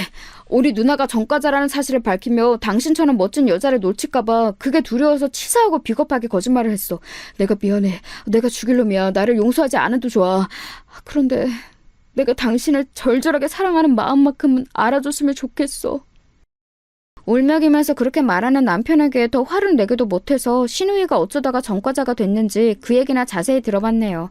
사기 사건에 엮였는데 공범으로 취급당해서 억울하게 실형 6개월을 살고 출소했다고 하더군요. 어떻게 보면 신우이도 불쌍한 피해자일 뿐이라면서 남편이 한숨을 크게 쉬었어요. 적극적으로 사기를 치려고 쳤던 게 아니라 사기꾼들에게 잘못 홀려서 잠깐 어울리다 보니 휘말렸다는 거였죠. 저는 고민하다가 누군가에게 상담을 요청했습니다. 평생을 혼자서도 잘해요 하면서 살아왔던 저였건만 결혼한 이후로 도저히 혼자서는 머리를 싸매봤자 답이 안 나오더라고요. 제가 연락한 상대는 바로 제 올케였어요. 제 바로 아래 남동생의 아내 말이에요. 저희 집은 둘째가 첫째보다 먼저 결혼한 경우랍니다. 제 신우이의 이야기를 해주니까 올케는 어처구니 없어 했어요. 그건 말도 안 돼요. 정말 결백한 상황이었다면 징역 6개월까지는 안 나왔을 것 같은데요. 특히나 초범이었다면 더 그랬을 거예요. 그런 상황이었는데 대한민국에서 집행유예가 아니라 실형구형이라고요? 에이, 그럴 리가 없죠. 그쵸? 올케도 그렇게 생각하죠? 와, 이제야 가슴이 뻥 뚫리는 기분이 드네. 나도 왠지 미심쩍은 느낌은 들었는데 시댁 사람들이 결백하다면서 딱 잡았다니까 내가 아래송해지더라고요. 진짜 억울한 상황이었을까 싶은 생각도 살짝 들었고. 잘 생각해보세요. 그 사기 범죄에 알고 끼어들었어도 문제, 모르고 끼어들었어도 문제예요. 알았다면 진짜 백의 사기꾼인 것이고요. 몰랐다면 지능 수준이 의심되는 거죠. 그런 지능이라면 다른 사고도 또 치고 살 수밖에 없으니 어느 쪽이든 골치 아파요. 그런데 그분 남편은 이런 거 다 아시고 결혼한 걸까요? 그럼 죄다 한통속이라는 건가? 이제 보니까 심해부라는 분은 신우의 정가를 아는지 궁금해졌어요. 바로 얼마 뒤가 시댁에 1년에 몇 없는 제사였는데 그게 갑자기 반갑게 느껴지더라고요. 심해부를 만날 수 있으니까요. 제사를 지내러 모인 평일 늦은 저녁, 저를 보자 신우이가 환하게 웃으며 손을 흔들었습니다. 품에는 자기 어린 딸도 끼고 온 참이었죠. 이때 시조카가 아마 3살인가 그랬을 거예요. 전과 사실을 들켰음에도 저와 친해졌다고 생각한 것 때문인지 즐거워하는 신우에게 저도 마지못해 환한 미소를 지어주었네요. 다른 친척분들도 대거 참석하셨어요. 저는 눈치를 살피다가 왠지 혼자 동떨어져서 다가오지 마시오라는 기운을 내뿜고 있는 심해부에게 다가갔습니다. 그리고 제 휴대폰을 몰래 내밀었죠. 번호 좀 알려달라는 뜻이었습니다. 남편에게서 얻어내려고 했었는데 황당하게도 남편이 심해부 번호를 안 갖고 있다고 했었거든요. 당황해서 저를 쳐다보던 심해부는 주변의 눈치를 살피더니 아무도 안 볼 때 제 휴대폰에 자기 번호를 찍어주었어요. 만약 심해부가 신우의 전과 사실을 모르는 상태라면 제가 입을 잘못 놀려서 가정을 파탄낼 수 있었으므로 저는 다른 주제를 먼저 꺼내들며 간접적으로 캐내볼 심산이었습니다. 그래서 제가 어떤 얘기를 꺼냈던 줄 아세요? 남편의 옛 여자 얘기를 꺼냈어요. 왜냐하면 공공연한 시댁의 적 같은 존재로 구전설화처럼 내려오는 인물이었거든요. 그녀는 배우자 없이 홀로 아이를 낳아 키우는 미혼모였고 남편보다 연상이었으며 절절하게 연애를 하다가 시부모님의 격렬한 반대에 부딪혀 헤어진 사람이었습니다. 시어머니께서는 가끔 태도가 살랑거리지 못하는 제가 마음에 안 들어서 죽겠다는 표정을 지으시다가도 예전 그년보다는 낫지라고 중얼거리며 가슴을 쓸어내리셨어요. 그리고 제가 예상하건대 남편이 저하고 결혼하겠다며 시부모님을 설득했을 때 아마도 그 여자를 들먹였을 게 뻔했어요. 그 쥐뿔도 없는 미혼모와 헤어졌으니 대학 잘 나오고 똑 부러지는 저 같은 며느리는 감지덕지 아니냐며 시부모님을 설득했을 과정이 눈에 선했습니다. 시기상 남편이 그 미혼모와 헤어진 것은 신우이가 심해부와 결혼한 이후였으니 심해부에게 그 미혼모에 대해 물어보는 그림이 이상하지는 않았어요. 저는 남편 이전에 가벼운 연애만 했었고 진지한 교제는 없었는데 남편은 진지하게 상대를 만났었다고 하니까 신경이 쓰인다는 식으로 말을 해봤습니다. 그러다가 얘기가 흘러가면 신우의 정가를 아는지 아닌지 슬쩍 건드려볼 심산이었던 거예요. 그런데 이게 웬일인가요? 제가 또 의도치 않게 대어를 낚아버렸어요. 아무래도 저는 낚시를 했어야 했나 봐요. 그랬다면 강태공으로 이름을 날렸을지도 모르죠. 심해부가 그 미혼모 질문을 받고 나서 갑자기 한숨을 푹 내쉬더니 머뭇거리면서 저에게 이런 소리를 했습니다. 이건 너무 조심스러운 얘기인데 암만 해도 뭔가 짚히시는 게 있으니까 갑자기 그 여자에 대해 물어보시는 것 같아서 그냥 허심탄회하게 말씀을 드리렵니다. 아마 처남은 지금도 그 여자를 만나고 있을 거예요. 엊그제 제사 때 은근슬쩍 처남에게 아직도 못 잊었냐고 지나가다 물었는데 여전하죠 라고 답을 하더군요. 남자끼리는 그 뉘앙스가 뭔지 바로 알 수 있어요. 현재 진행형이라는 뜻입니다. 청천벽력이었습니다. 저는 하마터면 퇴근길에 쓰러질 뻔했어요. 그 정도로 심해부의 발언을 듣고 많이 놀랐습니다. 그렇게 놀랐다는 티를 내며 심해부가 입을 다물까봐 약간은 태어난 척을 했어요. 그랬더니 심해부가 한숨을 계속 쉬면서 자기 생각을 저에게 알려주더군요. 저하고 결혼할 때까지는 그 미혼모를 다시 안 만났을 텐데 왠지 결혼을 하고 나서 임무완수라는 심정으로 남편이 다시 그 미혼모와 만나기 시작했을 것 같다고 했어요. 시부모님의 눈을 완벽히 피하기 위함이었죠. 특히 시어머니께서 그 미혼모를 치가 떨리게 싫어하셔서 예전에 경기까지 일으키신 적 있다고 그랬습니다. 그 미혼모를 내쫓는 부적을 여러 장 받아오신 적도 있었다네요. 하지만 그럴수록 불타는 것이 로미오와 줄리엣의 사랑인 법이라며 심화부가 씁쓸한 말투를 저로 위로했습니다. 남편이 정말로 옛 연인과 바람을 피우는 것인지 아닌지 그 진위 여부를 확인하기도 전에 저는 당장 진이 빠져버렸죠. 저에게 이런 걸 왜 알려주시냐고 물었더니 신우이가 전과자였는데 모르고 결혼한 게 너무 억울해서 그 집안 사람들에게 속은 게 아직도 분하기 때문에 저에게 이런 사실을 밝히는 거라고 그랬습니다. 신우이가 전과자라는 걸 알았을 때 당장 이혼을 하려고 했는데 그때 마침 신우이가 임신을 한 게 밝혀진 거예요. 그래서 뱃속 아이 생각을 하며 이혼도 미뤘다고 했습니다. 신우이가 가정에 충실하면 잘 사는지 안 사는지 두고 보기로 한 거였죠. 그러다가 시간이 흘러서 현재가 된 거였고요. 여기까지 다 듣고 나니까 어안이 벙벙하더군요. 가볍게 내리는 눈송이를 맞으러 나갔다가 폭소를 맞아서 파묻힌 사람이 된 기분이었습니다. 제가 할 일의 순서는 정해져 있었어요. 남편에게서 진위 여부를 캐내는 것이었죠. 아니길 바랬습니다. 왜냐하면 아직 결혼한 지 1년도 안 채운 신혼이었고 남편이 저를 내내 속여왔다고 한다면 너무 비참할 것 같았고 저는 눈 시퍼렇게 뜨고 당해온 천하의 멍청이가 되고 싶지는 않았거든요. 이런 거 진짜 안 물어보고 싶었는데 당신 혹시 나 말고 다른 여자 있어? 바람 피워?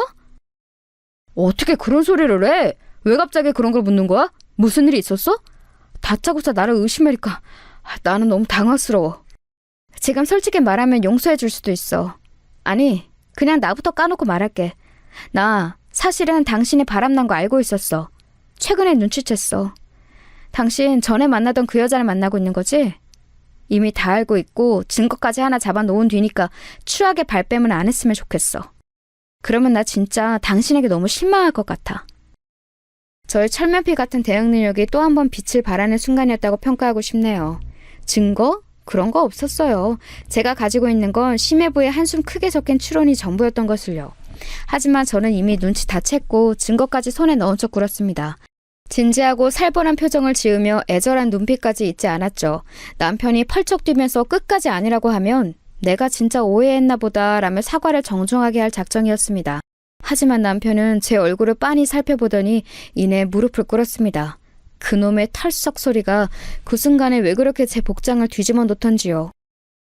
내가 잘못했어. 그런데 미련이란 이름의 충동이었어. 그 사람 너무 불쌍하고 가여워서. 당신도 알겠지만 그 사람 미혼모인데 심지어 애가 건강이 안 좋까지 해. 여자 혼자 아등바등 애를 쓰면서 사는 모습을 보니까 여전히 안쓰럽다는 생각이 들어서. 그래서 결혼했다는 소식을 뒤늦게 알려주면서 몇 번 연락을 주고받았을 뿐이야. 마트에서 장 한 번 크게 봐준 거 그것 말고는 돈을 쓴 것도 없었어. 이건 사랑이 아니라 과거에 만났던 인연에 대한 슬픔이야. 사랑은 오로지 당신에게만 향했으니까. 남편은 가슴을 치면서 울었습니다. 저는 참 바보도 아니고 그때 저를 향해 사랑이라는 단어를 입에 담는 남편에게 또 마음이 물러지고 말았어요. 그 미혼모에게는 한낱 동정심이었고 제가 원한다면 앞으로 2번 다시는 죽을 때까지 안 만나겠다는 혈서까지 쓸 수 있다는데 쉽사리 그 앞에 대고 용서 못해 라고 하기에는 뭔가 마음이 자꾸 흔들렸습니다. 저는 남편에게 당장 각서를 쓰라고 그랬어요. 만약 그 미혼모와 다시 연락 한 번이라도 하면 당장 이혼인 것은 물론이고 절대적으로 저에게 유리한 조건으로 이혼하겠다는 각서였습니다. 저는 이걸 단순히 부부간의 각서에 그치지 않고 변호사를 찾아가서 공증까지 받아놓을 거라고 그랬어요. 사실 제가 그런 걸 잘 알고서 떠든 소리는 아니었습니다. 하지만 남편에게는 효과가 있었죠. 남편이 겁에 질린 표정이 되었거든요. 반드시 각서를 지키겠다며 맹세를 거듭했어요. 그러고 나서 마무리를 어떤 말로 했던 줄 아시나요? 당신이 한 가지만 지켜줬으면 좋겠어. 우리 엄마한테는 제발 부탁이니까 내가 그 사람 다시 만났다는 소리 절대로 하지 말아줘. 그랬다가는 우리 엄마 진짜 당장 쓰러지실 거야. 그렇게 생각하는 인간이 어떻게 대범하게 그 여자와 연락할 용기를 냈어? 참 희한하네. 어머님 얘기가 나와서 말인데 우리 이사 가는 게 어때? 나는 이제 어머님하고 가까이 살고 싶지가 않아. 시댁과 아주 멀리 떨어진 곳에 사는 며느리가 되는 게 나의 새로운 꿈이 되었거든. 그 꿈이 이루어지도록 당신이 협조 좀 해줄래? 겁에 질려있던 남편은 무조건 고개를 끄덕였어요. 아무 생각 없이 무작정 멀리 떠나겠다는 건 아니었습니다. 시어머니의 말씀을 따를 작정은 아니었건만 제가 공교롭게도 퇴사를 생각하게 되었기 때문이었어요. 왜냐하면 제가 기업을 물려받게 되었기 때문입니다. 저희 외갓집이 식당을 꽤 오래 운영해왔어요. 제 외할머니의 동생 되시는 이모할머니께서 운영을 하시다가 당신의 장남에게 물려주셨는데 어쩌다 보니 도맡아 하시기 어려워졌어요. 다른 사람에게 넘기며 큰돈 만질 수 있었을 텐데 저희 부모님께 연락을 주셨습니다. 부모님은 아빠의 정년퇴직 이후 귀농 생활을 천천히 그리고 계셨기 때문에 곤란해하셨고 저희 3남매에게 의견을 물어보셨어요. 그랬다가 회의 결과 제가 한번 맡아보는 게 낫겠다고 얘기가 된 거예요. 저는 생각도 없었는데 동생들이 강력히 누나는 뭐든 잘하니까 가능하다며 저를 추천하였습니다. 부담돼서 식은땀이 나올 지경이었지만 그 가까운 식당 생판 남에게 넘길 수는 없다는 생각으로 제가 일단 해보기로 했어요. 올케가 전적으로 저를 돕기로 했고 이게 참 든든하더라고요. 이사를 간다고 했을 때 시댁에서 상의도 없이 뭔 짓이냐며 화를 내는데 제가 외갓집에 가업을 잇기 위함이라고 하니까 태도를 바꾸더군요. 예, 너 진짜 웃긴다. 너는 집안에 그런 좋은 식당이 있었으면 진작에 얘기를 했어야지. 왜 깜찍하게 숨기고 있었다니? 아무튼 우리 아들이 네 덕에 그런 번지르르한 식당의 사장님도 되어보는구나. 이거 참 고맙다. 갑자기 웬 남편이 사장님이라는 것인지 어이가 없었는데 제 앞에서 남편이 눈치를 주면서 장단 좀 맞춰드려 이런 신호를 보내길래 어쩔 수 없이 고개를 끄덕여 드렸네요. 저는 남편이 또 어떤 허세를 떨어놓은 것인가 싶어서 걱정이 되는데 그것보다 더 큰 규모가 큰일이 벌어졌어요. 남편이 퇴사를 한 겁니다. 저하고 이런 방구 상의도 없이 확 퇴사를 해버리더니 자기도 저와 함께 식당에 올인을 하겠다고 했어요. 미친 거 아닌가요? 제가 언제 퇴사하고 식당 일 도와달라고 그랬나요? 왜 멋대로 행동하냐고 제가 엄청 따졌더니 남편이 무릎을 털썩 꿇으면서 그랬습니다. 사실은 시부모님께서 그 식당의 사장이 됐다고 이미 말을 다 해놨다네요. 자기도 왜 그랬는지 모르겠는데 입이 멋대로 나불거렸대요. 번복은 쪽팔려서 못하겠으니 이왕 이렇게 된 거 정말로 식당에서 열심히 일을 하며 지내보고 싶다고 그랬습니다. 식당을 맡게 된 기념으로 시댁 식구들이 우르르 몰려오기로 한 날이 잡혀 있었는데 그 날짜를 앞에 두고 남편이 얼른 퇴사를 한 것이었죠.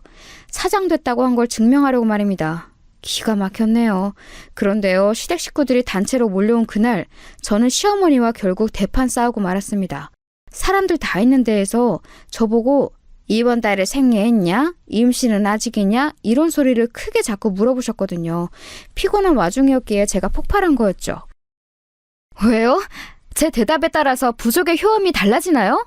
또 보살님인지 뭔지 아는 거 찾아가서 돈 쓰시려고 그러죠? 어머님이 그런 것에 쏟아부으신 돈을 합치면 여기 식당 인수하실 수도 있겠는데요? 너 지금 태도가 왜 이따위야? 우리 아들 만나서 너는 앞길에 잘 풀리는 사주가 됐는데 고마움도 모르고 설쳐? 그러더니 시어머니께서 제 뺨을 세게 치셨어요. 모두가 보는 앞이었죠. 저는 맞아서 돌아간 고개 그대로 가만히 있었습니다. 일부러 그랬네요. 식당에 정막이 감돌았고 잠시 후 시어머니께서는 아차 하시면서 당황하셨지만 이미 늦은 뒤였습니다. 차라리 한 대 맞고 끊어낼 수 있으면 제가 이득이었죠. 앞으로 안 뵙고 지내고 싶어요. 어머님 아들만 만나시든지 말든지 하시고 저는 찾지 마세요. 여기도 오지 마세요. 오시면 무조건 쫓아낼 겁니다. 싸늘하게 말한 저에게 반박할 수 있는 사람은 없었죠. 그날 이후로 저는 사는 곳의 거리가 멀어졌을 뿐더러 왕래하거나 안부를 여쭈하는 책임감에서 벗어나게 되었습니다. 해방이었네요. 남편은 제 눈치를 살피며 중간에서 고군분투를 해댔고요. 그런데 갑작스러운 소식이 들려왔어요. 시누이 부부의 이혼이었습니다. 남편은 이유를 모르겠다고 그랬고 시누이의 짧은 통화에서 저에게 비련의 여주인공처럼 버림받았다고 말을 했어요. 저는 진짜 이유를 심해부를 통해 들을 수 있었죠. 아이가 아무리 봐도 저를 닮지 않아서 하기 싫은 의심을 쭉 해오고 있었는데 얼마 전에 유전자 검사를 받았어요. 그 결과는 보시다시피 이혼입니다. 애엄마는 알고 있었더군요. 심지어는 장인어른 장모님 모두 그 사실을 알고 계셨습니다. 정말 엄청난 집구석이에요. 조심하세요. 방심하면 안 됩니다. 와, 세상에 뭐 이런 일이 다 있나 싶었네요. 새삼 시댁이 엄청나다는 생각이 들었어요. 그러면서 저는 심해부의 조언을 뼈에 새기며 돈을 아주 알차게 쓰기로 결심했습니다. 흥신소에 의뢰해서 남편을 캐냈어요. 그러자 곧장 증거가 잡혔습니다. 남편은 결국 그 미혼모를 또 만나고 있었어요. 실망감도 안 들더라고요. 그저 제 자신이 너무 초라해진 것 같아서 그게 싫었을 뿐이죠. 남편은 또 제 앞에서 무릎을 꿇었어요. 진짜 꼴보기 싫더라고요. 소용없으니까 무조건 이혼하겠다고 부부 재산은 모두 제 것이니까 몸만 나가라고 그랬습니다. 남편은 울고불고 난리를 치다가 안 통할 것 같으니까 겸허히 현실을 받아들이더니 딱 한 가지 저에게 부탁을 해왔어요. 우리 이혼했다는 거 우리 엄마한테는 알리지 말아주라. 말해도 나중에 때 되면 내가 알아서 말할게. 제발 부탁이다. 대신에 당신이 말한 이혼 조건 다 들어줄게. 저는 올케와 이 부분을 상의했는데 구질구질하게 이혼을 끌고 가면서 재산 분할이니 뭐니 개싸움을 벌이는 것보다 차라리 남편을 빈털터리로 내쫓는 게 낫다고 결론을 내렸어요. 어차피 저는 시댁과 쫑난 이후였으니 상관없었죠. 그렇게 이혼을 했습니다. 아무렇지 않을 줄 알았는데 속이 허했네요. 그래서 식당 운영에 더욱 박차를 가했어요. 제가 피와 땀을 쏟은 식당은 금세 강남 일대에서 천천히 쌓아온 명성 위에 제가 덧붙인 최고급 이미지라는 날개를 달고 더욱 잘 나가기 시작했습니다. 번호를 싹 다 차단한 시댁 식구들하고는 제가 아무런 접점도 없었지요. 그런데 시간이 꽤 흐른 어느 날이었습니다. 올케가 당황하면서 저한테 상세한 확인을 못하고 단체 예약을 받아보려는데 그게 아무래도 제 시어머니 같다고 말을 하는 겁니다. 이혼했으니 이제 전 시어머니였지만요. 아무튼 이미 예약을 받아버렸고 목전이었으니 그대로 진행하라고 그랬어요. 무슨 단체 예약인가 했더니만 동창회더라고요. 그분은 위풍당당하게 입장하셨습니다. 동창분들이 우아하시면서 자리에 앉으셨죠. 이런 최고급 한의실에서 동창회를 갖게 된다는 게 다들 즐거우신 듯했어요. 저도 이왕이면 그 즐거움 지켜드리고 싶었는데 그분이 저희 직원에게 사장 나오라 그래 라며 먼저 선을 넘으셨습니다. 얘들아, 여기가 내 며느리야. 바쁘다는 핑계로 얼굴을 안 비추는 얄미운 며느리인데 우리 아들이 자기 아내 혼내지 말라고 나한테 어찌나 그러던지. 우리 며느리는 자기가 결혼을 잘했다는 건 알고나 사는지 모르겠어. 우리 아들이 자기 아내 힘들까봐 나보고 여기 식당 오지 말라고 자꾸만 그랬는데 내가 동창회라는 행사를 두고 이런 식당을 모른 척 하는 건 아닌 것 같아서. 얘들아, 오늘 많이 먹어. 우리 아들이 여기 사장이니까 눈치 안 봐도 돼. 반찬 부족한 거 있으면 우리 며느리 불러다가 시키고. 야, 너는 오랜만에 시어머니 뵈었으면 먼저 쪼르르 나와서 인사도 하고 그래야지. 언제까지 예전을 꽁에 있을 거야? 아유. 그때 제 머릿속에 든 생각은 바로 못 들어주겠다 였습니다. 저보고 그 단체 테이블에 전담 서빙을 보라고 하시던 대목에서는 슬쩍 비웃음이 터져나왔죠. 그런 저를 향해 눈빛이 불량하다며 질책을 시작하시려고 하길래 제가 결국은 진실을 외치고 말았습니다. 아들한테서 또 어떤 거짓 허세를 들으시고 지금 이러시는지는 모르겠는데요. 저기요. 죄송한데 저는 그 잘난 아들하고 이혼했어요. 이혼한 지 벌써 1년이거든요. 뭐라고? 이혼? 너 그게 무슨 말도 안 되는 소리야? 이혼이라니. 지난 주말에도 우리 아들이 너하고 등산을 갔다 왔다고 그랬는데? 너랑 손을 꼭 잡고 있는 사진도 나한테 보내줬어. 그 손, 제 손이 아니라 아마 그 여자 사진일걸요? 이름은 모르겠는데 아무튼 그 잘난 아들이 예전에 만났다는 여자 있잖아요. 미혼모. 고아원 출신에다가 학력도 짧고 직업도 없고 딸린 애만 있는 그 미혼모요. 그 여자랑 바람 피워서 저한테 이혼당했어요. 한 푼도 못 받고 쫓겨났죠. 그러자 저희 전 시어머니 되시는 그분이 삿대질을 하며 자리에서 일어나셨다가 그대로 졸도하셨어요. 사람이 제 눈앞에서 기절하는 모습을 보니까 저도 심장이 막 떨렸네요. 구급차가 왔고 동창분들은 혼비백산해서 난리도 아니었죠. 며칠이 지나서 후일담을 들을 수 있었어요. 어떻게 들었냐고요? 모르는 번호로 자꾸 연락이 와서 받아보니까 전 신우이였습니다. 저에게 상황을 알려주고 싶어서 입이 근질거리는 바람에 다른 사람 휴대폰으로 연락을 했다고 그랬어요. 자기 번호는 차단당했으니까요. 와, 도대체 이토록 가벼운 뇌를 지닌 사람이 존재할 수가 있는 걸까 하는 근본적인 의문이 들었습니다. 아무튼 전 신우이가 알려준 내용은 이러했어요. 전 남편은 알고 보니 그 미혼모의 아이가 자기 아이라고 생각했기 때문에 인연을 끊지 못했다는 겁니다. 자기 아이를 외롭게 홀로 낳고 묵묵하게 키워온 미혼모에게 너무 미안한 죄책감이 들어서 그래왔던 것이죠. 그걸 알고서 전 시부모님 두 분이 거의 기절을 하셨다가 정신 차리고 유전자 검사를 했는데 웃긴 건 친자 불일치였다네요. 그래서 이번에는 전 남편이 거의 기절을 했죠. 미혼모가 철저하게 처연한 연기를 해온 것에 전 남편이 속아온 것이었습니다. 전 남편은 죽겠다고 난리를 쳤고 전 시어머니는 울부짖으며 집안의 부적들을 박박 찢어버렸대요. 그리고 저를 놓친 게 아까워 미치겠다고 하시며 가슴을 치셨다더군요. 이런 이야기를 신나서 떠드는 전 시누이 또한 저는 엄청난 인물이라고 생각을 했네요. 제가 너무 궁금해서 한번 물어나 봤습니다. 전 시누이의 아이는 그럼 대체 누구 아이냐고요. 그랬다가 또 엄청난 대답을 들었네요. 올케도 아는 사람이야. 그 TV에도 종종 나와. 이혼을 당한 후로 아이 친부에게 연락했어. 그랬더니 입막음 비용으로 돈을 많이 주더라. 이걸로는 부족하니까 다달이 보내라고 그랬더니 이를 악물면서도 다달이 붙이긴 하던데. 그래서 나는 아이하고 그걸로 먹고 사는 중이야. 아참, 우리 부모님한테는 이거 절대 비밀이야. 친부는 누구인지 모르고 나는 열심히 살기 위해서 일 다닌다고 거짓말 해놨거든. 그게 진실인지 아닌지는 모르겠지만 제가 그 얘기를 왜 하고 다니겠어요? 저하고는 상관도 없죠. 그리고 저는 이제 올케 아니에요. 제가 떨떠름하게 답하고 전화를 끊은 후에 그 번호도 차단을 했습니다. 하여간 이 집안하고는 영영 인연을 끊는 것이 상책이겠더라고요. 정말이지 정신이 하나도 없는 결혼 생활이었습니다. 대체 어떻게 하면 그런 집안이 있을 수 있나 싶을 정도인데요. 그렇기에 지금 누리고 있는 안락함이 더 소중하게 느껴지는 걸지도 모르겠습니다.